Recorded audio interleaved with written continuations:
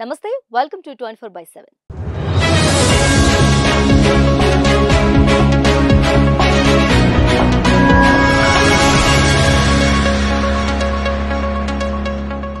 ఆంధ్రప్రదేశ్లో ఎన్డీఏ ప్రభుత్వం అధికారంలోకి వచ్చిన నాటి నుంచి అందరి ఫోకస్ పవన్ కళ్యాణ్ పైనే ఉంది. కూటమి ఏర్పాటులో కీలక పాత్ర పోషించిన సినీ నటుడు పవన్ కళ్యాణ్ పిఠాపురం నుంచి గెలవటం, ఏపీ డిప్యూటీ సీఎం కావడంతో ఆయన మళ్ళీ వెండితెరపై హీరోగా కనిపిస్తారా లేక పూర్తి స్థాయిలో రాజకీయాల్లోనే కొనసాగుతారా అనే సందేహం అటు మెగా అభిమానులతో పాటు రాజకీయ నేతల్లో కూడా ఉంది.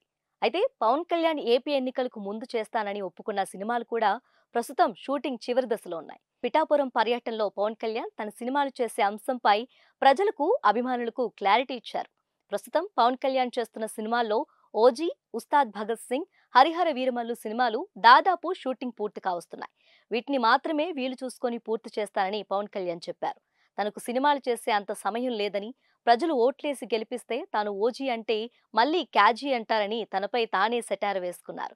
డిప్యూటీ సీఎం అందుకే ఇకపై కొత్త సినిమాలు చేయబోనని, 3 నెలల పాటు షూటింగ్లకు దూరంగా ఉంటానని స్పష్టం చేశారు.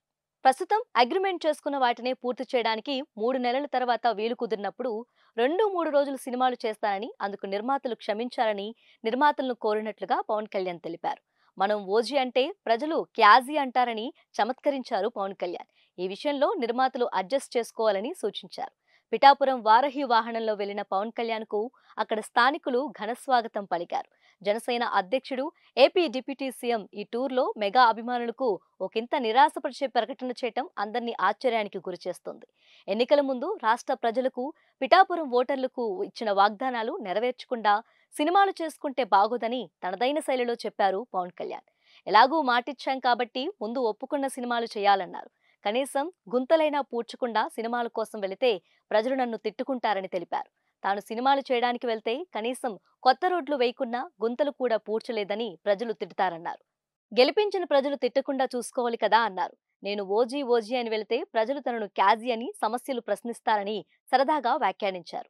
మా ఆంధ్ర ప్రజలకు కనీసం సేవ చేసుకునే అవకాశం ఇవ్వాలని ఆయన నిర్మాతలకు విజ్ఞప్తి చేశారు. ఓజీ చూద్దురుగాని బాగుంటుంది అని అభిమానులు ఉద్దేశించి పవన్ నవ్వుతూ తెలిపారు. పిఠాపురం నియోజకవర్గ పర్యటనలో ఉప్పాడ ప్రాంతాన్ని సందర్శించారు పవన్ కళ్యాణ్. ఉప్పాడ సముద్రపు కోతను పరిశీలించిన తర్వాత రాష్ట్ర ఉప ముఖ్యమంత్రి పవన్ కళ్యాణ్ చేబ్రోలులోని తన నివాసంలో నేషనల్ సెంటర్ ఫర్ రీసెర్చ్, అటవీ శాఖ అధికారులతో చర్చించారు.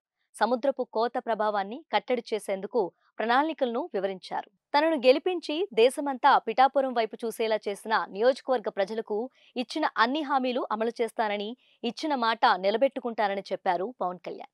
ప్రజలు తమకు కొంత సమయం ఇవ్వాలని, ఇచ్చిన అన్ని హామీలతో పాటు రాష్ట్రాన్ని, పిఠాపురం నియోజకవర్గాన్ని అభివృద్ధి చేసి చూపిస్తామని ఏపీ డిప్యూటీ సీఎం మాటిచ్చారు.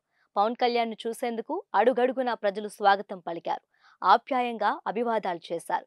పవన్ కళ్యాణ్ పిఠాపురం పర్యటనలో భాగంగా ఓ చిన్న పిల్లవాడు జనసేన పార్టీ జెండా పట్టుకొని దారిలో నిల్చోవటం చూసి పవన్ కళ్యాణ్ ఆ పిల్లవాడిని ఆప్యాయంగా పలకరించాడు.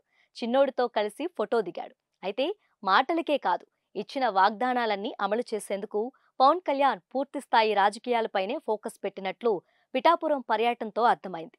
అంతేకాదు, పార్టీ నేతలు, జనసేన కార్యకర్తలు కూడా అధికారులకు ఇబ్బంది కలిగించకూడదన్నారు. అయితే ఏపీలో కొత్త ప్రభుత్వం ఏర్పడి నెల రోజులు కూడా గడవలేదు.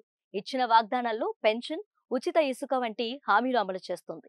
ఈ నేపథ్యంలోనే ఏపీ సర్కార్లోని అందరూ మంత్రులపై కంటే పవన్ కళ్యాణ్ పైనే రాష్ట్ర ప్రజలు ఎక్కువగా ఆశలు పెట్టుకున్నట్లు కనిపిస్తోంది.